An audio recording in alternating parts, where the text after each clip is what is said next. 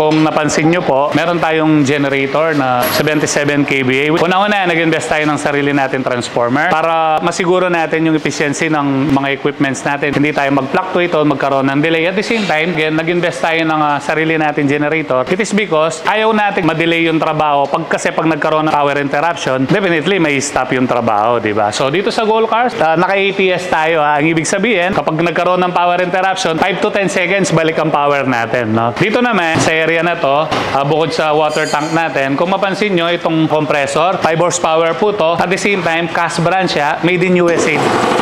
Ayan, gumana siya. Ito kasi ang kagandahan nito, bukod sa powerful, it is because 5 horsepower siya. Very reliable.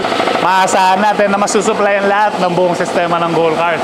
Majority ng mga gamit natin dito sa Gold Cars, US made. Siyempre, alam naman natin yung mga technology, nag-i-start sa US, di ba? Yung mga latest na mga gamit, mga equipments, mga tools, halos nang gagaling sa US. Kaya US yung mga ini-invest natin. Even yung mga ganitong bagay, pinagtunan talaga natin ng pansin. Kasi gusto naming maging efficient at continuous yung paglilingkod namin sa inyo sa pamamagitan ng paggawa ng sasakyan.